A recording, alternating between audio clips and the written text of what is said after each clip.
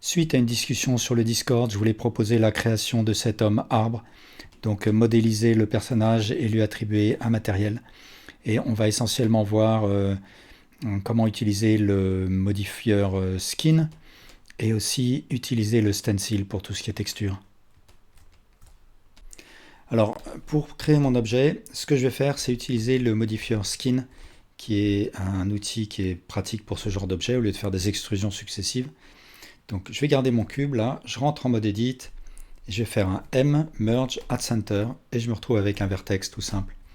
Et je vais faire comme ça une série d'extrusions. Donc là par exemple, je vais avoir le corps et puis je vais faire les bras.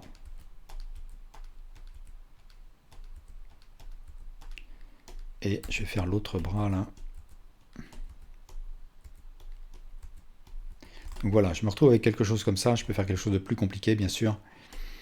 Et ici, dans le panneau des modifieurs, je vais aller chercher le modifieur skin.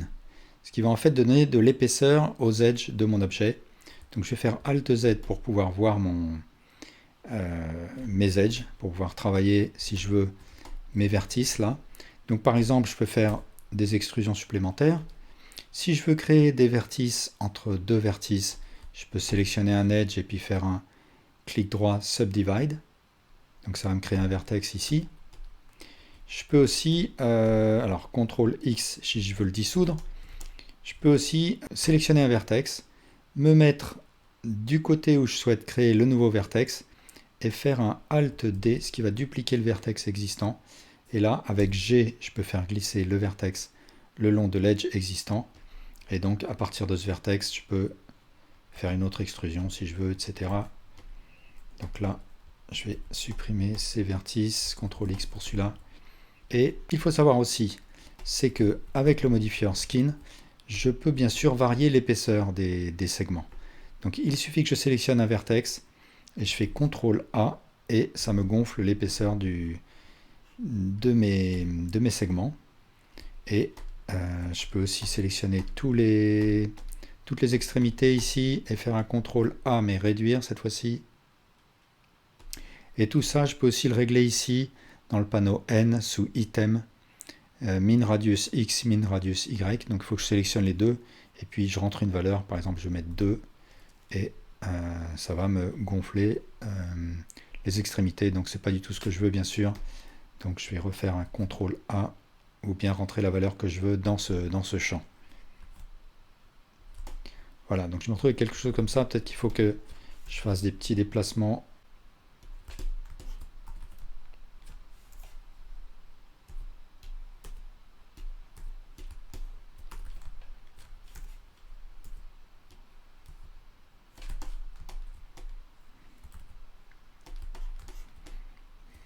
Etc.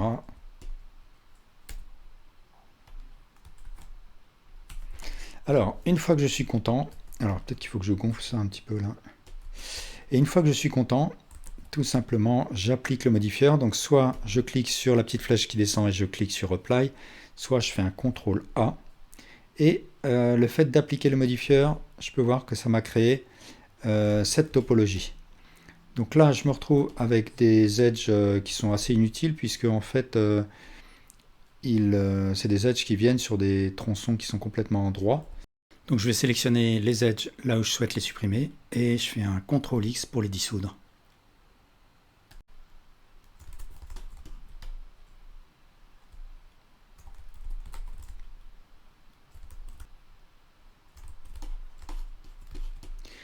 Et peut-être aplatir la base là, SZ0. Je peux aussi faire des CTRL R si je veux rajouter des edges à certains endroits, des loop cuts. Et puis après, je fais un CTRL 2 pour rajouter un modifieur Subdivision Surface avec un niveau de 2. Et puis un clic droit Shade Smooth.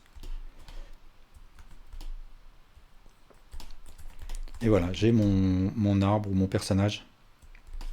Et maintenant, je vais m'occuper de le texturer. Alors pour ce qui est du texturage, ce que je vais faire, c'est utiliser le stencil qui va me permettre de projeter une texture sur mon objet. Alors bien sûr, au début, ce qu'il faut que je fasse, c'est un dépliage UV. Je vais faire tout simplement, dès que je suis en mode Edit, je sélectionne tout et je presse U. Et je vais choisir un dépliage du type Smart UV Project. Je vais mettre une marge entre les UV, donc je vais mettre par exemple 0.01 et je vais cliquer sur OK et je vais voir ce que ça donne dans l'UV Editor. Donc ici, j'ouvre une nouvelle fenêtre, je choisis UV Editor et voilà ce que ça m'a créé. Donc ce que je peux voir, c'est que l'écart entre les îles, les UV, n'est pas très grand. Donc je vais presser sur F9 pour avoir la possibilité de changer ma dernière opération là. Et je vais augmenter la marge parce que après je vais devoir flouter la texture. Donc il vaut mieux que j'ai de la marge comme on le verra plus tard. Donc je mets un petit peu plus de marge, donc par exemple 0.03 Enter. Et voilà ce que ça me donne dans l'UV Editor. Je vais aussi ouvrir ici un shader editor. Je clique sur New pour attribuer à l'objet un nouveau matériel. Je peux lui donner un nom si je veux, ça va être par exemple écorce. Je sélectionne le Principal BSDF. J'ai activé la donne qui s'appelle Node Wrangler. Donc avec un CTRL T, ça va me créer cette suite de nodes. Et donc le texture coordinate est en mode UV, donc c'est ce que je veux. Je veux qu'il utilise l'UV qu'on vient de définir pour projeter l'image qu'on va créer. Et ici, je vais créer une nouvelle image, donc je clique sur New. On va l'appeler écorce par exemple. Je vais garder 1024 sur 1024, je vais garder tout ce qu'il y a par défaut là. Je clique sur OK et pour l'instant mon image est complètement noire. Donc ici, si je passe en mode Material Preview, je vais voir cette couleur complètement noire qui se projette sur mon objet. Et ici en Render Preview, pareil. Alors Render Preview, il va prendre en compte les lumières qui sont dans ma scène.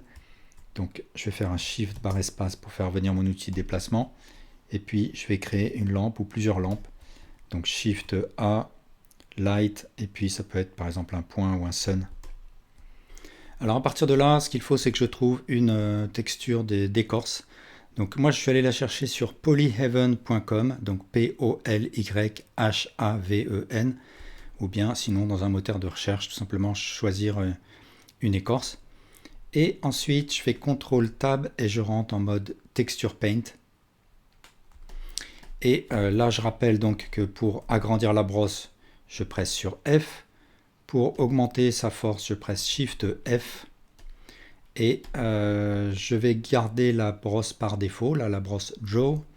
Et je vais ouvrir le panneau N, cliquer sur l'onglet Tool. Et là je vais descendre, je vais rester en Blend Mix. Je vais garder la couleur blanche. Et là sous Texture, je vais cliquer sur New. Je vais cliquer sur l'icône qui est à droite ici du nom de la texture. Et ça va m'ouvrir automatiquement le panneau des textures ici dans le panneau Properties. Et ici sous Image Settings, je vais ouvrir la texture que je suis allé chercher. Voilà, donc là elle s'affiche et maintenant elle va s'afficher aussi ici dans le bloc texture. Et donc je pourrais commencer à peindre directement comme ça, mais ce que je veux c'est choisir un mapping de type stencil. Et voilà ce qui va se passer. Ici dans ma vue 3D va venir s'afficher ma texture à moitié transparente. Donc la transparence, je peux la régler un petit peu plus bas sous Cursor, sous Texture Opacity. Donc là, si je la mets par exemple à 90, je vais avoir quelque chose de très opaque. Donc ça va me gêner. Donc je vais remettre l'opacité à 30 par exemple, 30%. Et il y a aussi sous Options, je vais rajouter un peu de Bleed. Donc Bleed, ça va être le nombre de pixels qui vont dépasser des UV. Et ça va être pratique parce que plus tard, comme je vais flouter mon image, ça me permettra d'éviter que le noir... ça me permettra d'éviter de voir des raccords en fait. Donc je vais augmenter cette valeur bleed, je vais la mettre par exemple à 8. Et ensuite, pour ce qui est de cette texture de mon pochoir là. Je peux le déplacer en faisant clic droit, je peux l'agrandir en faisant Shift clic droit, et je peux faire des rotations en faisant CTRL clic droit. Et si je veux la remettre d'aplomb, eh bien là, ici j'ai une valeur angle, et je vais la remettre à 0 pour la remettre complètement droite comme ça. Donc là, je vais commencer à peindre, et ce que je peux voir, c'est que ici, en fonction de mon dépliage UV, la peinture va venir s'inscrire sur mon image écorce. Et ce que je peux voir aussi, c'est que j'ai un dépassement là, en fonction de la valeur bleed que j'ai rentrée. Donc je vais peindre, et puis je vais aussi faire attention à ce que la texture suive le sens des branches. Donc là, par exemple, je vais faire une rotation à mon pochoir, de manière à ce que la texture soit alignée sur le sens de la direction de la branche. Et puis ensuite, je presse sur CTRL 1 si je veux voir l'arrière de mon objet. Je presse sur 3 pour voir le côté, ou CTRL 3 pour voir le côté opposé, 7 ou CTRL 7. Je peux aussi bien sûr presser sur 9, ce qui va me donner l'inverse de la vue actuelle. Donc je peux aussi tout simplement tourner comme ça autour de mon objet, et je m'assure de ne laisser aucune zone noire. Donc je peins comme ça de tous les côtés.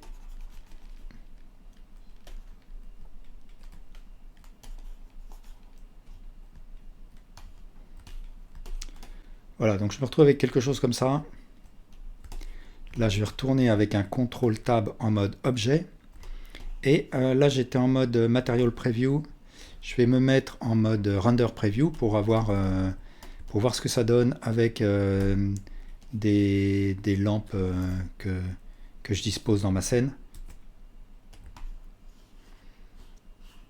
Je vais en mettre aussi derrière. Et puis, ce que je peux faire aussi, si je préfère le mode Material Preview, c'est choisir un autre environnement. Donc par exemple, celui-là qui va être plus lumineux, ou peut-être celui-là. Et je vais changer un petit peu les paramètres du matériel. Je vais baisser la valeur spécular de manière à ce que je n'ai pas les réflexions que je peux voir tout de suite là. Avoir quelque chose de plutôt mat comme ça. Et maintenant, ce que je veux, c'est donner un petit peu de relief à mon objet.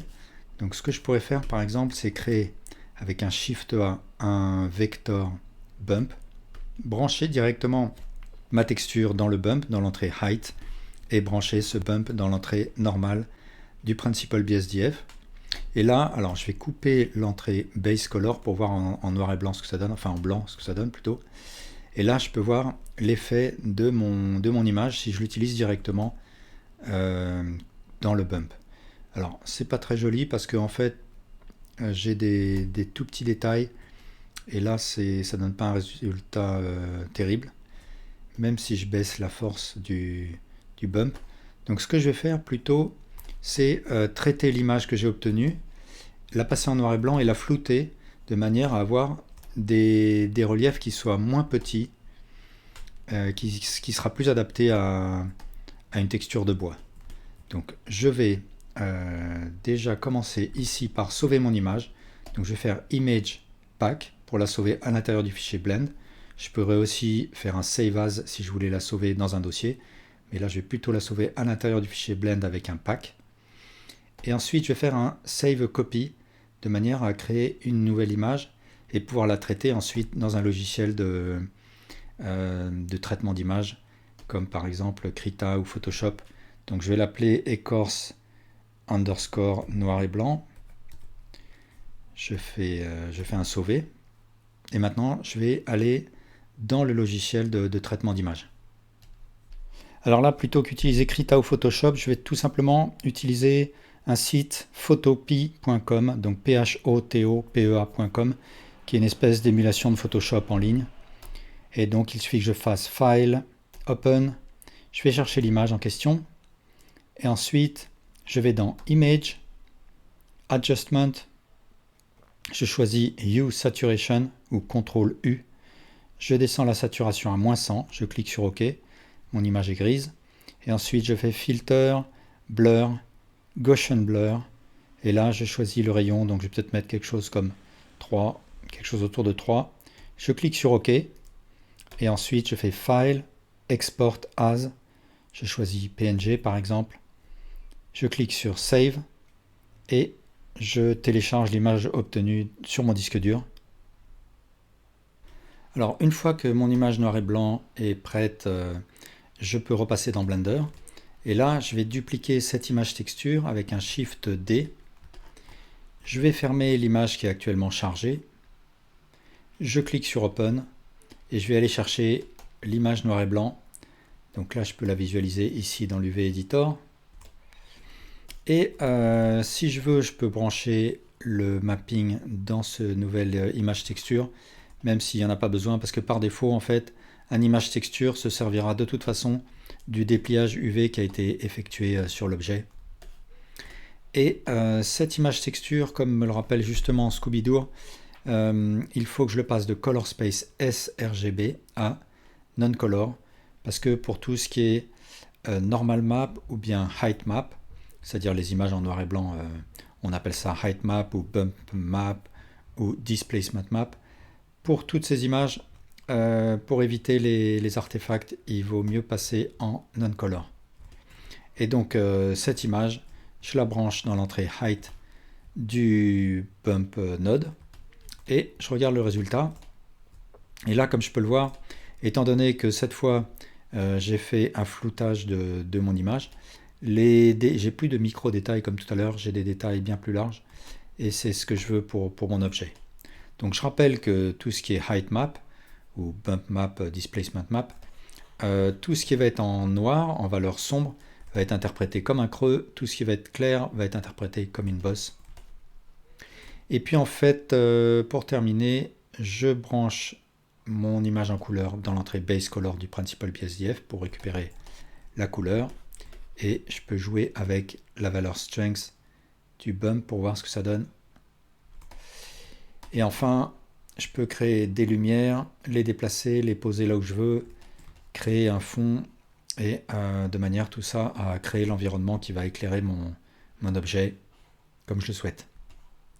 Voilà, et bien merci beaucoup pour votre attention.